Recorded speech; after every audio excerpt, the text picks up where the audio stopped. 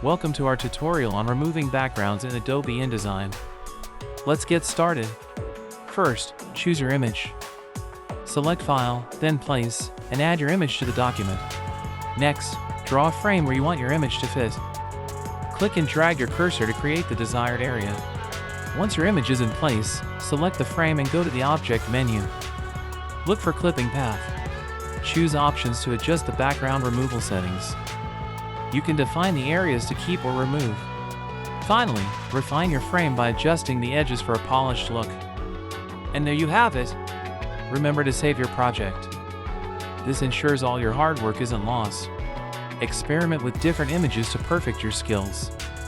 The more you practice, the better you'll get. For deeper learning, explore more advanced techniques in InDesign. The design possibilities are endless. Thank you for joining our tutorial. Don't forget to like and subscribe for more design tips. Happy designing, and see you in the next tutorial. This concludes our tutorial.